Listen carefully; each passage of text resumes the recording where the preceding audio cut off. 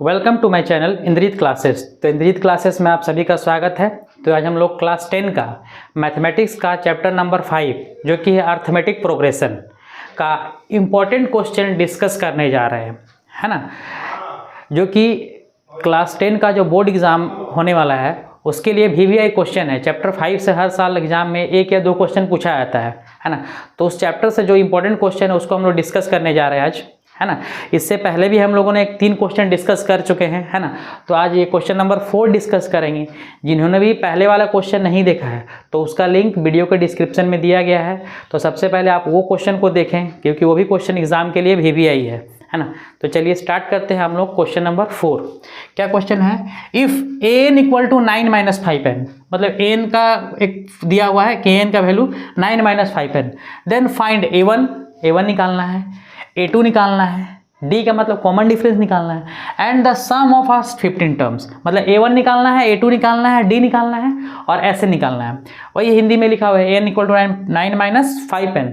तो a1 a2 d सारवंतर और 15 पदों का योग, सम ऑफ 15 टर्म्स, है ना। तो चूंकि सबसे पहले स्टार्ट करेंगे, दिया क्या हुआ है an इक्वल टू 9 - 5n। हम पहले भी बता चुके हैं क्या कि AP को सॉल्व करने के लिए जो चीज़ क्वेश्चन में गिवन है वहीं से स्टार्ट करना है। जैसे n दिया है तो n से स्टार्ट करेंगे। सबसे पहले निकालना क्या है a1, तो इस यहाँ an है तो यहाँ पर क्या पूछा है a1, तो n की जगह हम क्या बैठाएंगे, 1 निकालने के लिए 1 बैठाएंगे। माने जहाँ जहाँ n होगा वहाँ वहाँ 1 पुट करेंगे। तो 9 - 5 × 1, तो 9 - 5 कितना हो गया 4। तो a1 मेरा निकल गया, a1 कितना हो गया मेरा 4। अब इसी तरह हमको क्या a1 निकल गया, फिर क्या निकालने बोला है a2 क्वेश्चन पे निकालने बोला है। तो फिर वही चीज़ a2 मतलब n की जगह हम क्या बैठाएंगे a2 इक्वल टू यहाँ पर 9 - 5 × जहाँ n है वहाँ क्या बैठाएंगे 2, तो 9 - 5 2 = 10, 9 में 10 गया तो -1। a1 निकल गया, ये मेरा क्या हो गया a2 निकल गया, a1 हो गया a2 हो गया। अब क्या पूछा d कॉमन डिफरेंस। तो d का क्या फार्मूला होता है, d का फार्मूला होता है कॉमन डिफरेंस का a2 - a1, मैंने अगला टर्म में से उसका पिछला वाला टर्म को माइनस कर देना है। तो d इक्वल टू क्या हो जाएगा a2 - 1।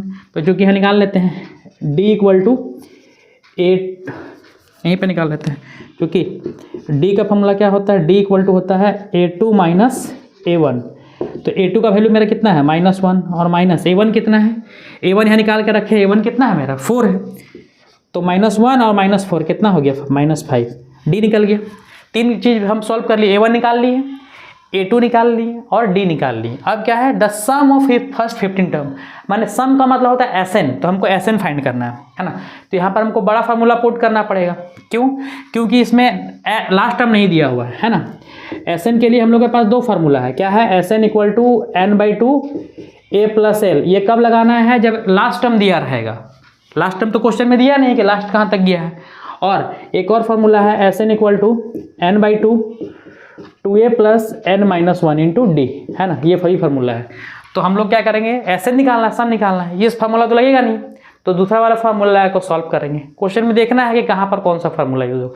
लास्ट टर्म दिया रहता है तो पहला वाला लगा लेते हैं। अब यहाँ पर कि चूँकि SN इक्वल टू होता है n/2 × 2a + n - 1 × d, है ना। तो n का जगह कितना बैठाएंगे 15, क्योंकि कितना टर्म का बोला है क्वेश्चन में 15 टर्म का।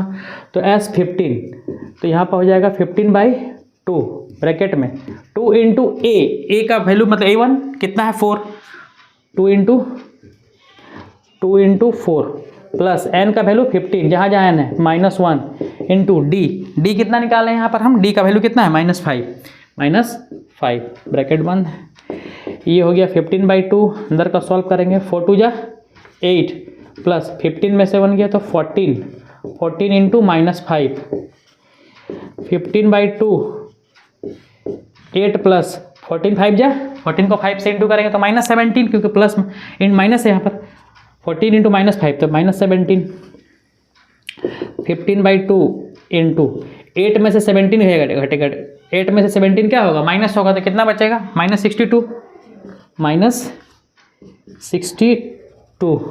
है ना। 2 से इसको कट कर देंगे, ब्रैकेट ले लेते हैं, 2 से कट जाएगा। ये कितना बार में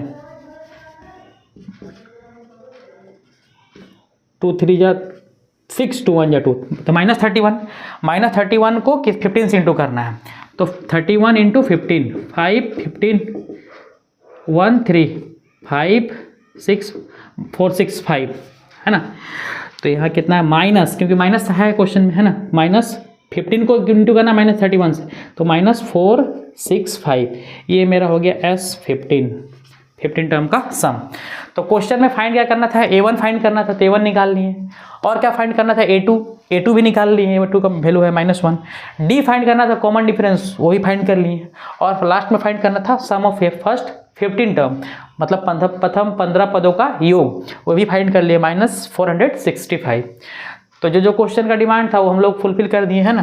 तो इस तरह हम लोग का क्वेश्चन नंबर 4 कंप्लीट होता है, जो कि एग्जाम के लिए बहुत इंपॉर्टेंट क्वेश्चन था, है ना। इसके बाद वाले वीडियो में हम लोग क्वेश्चन नंबर 5 डिस्कस करेंगे। Thank you.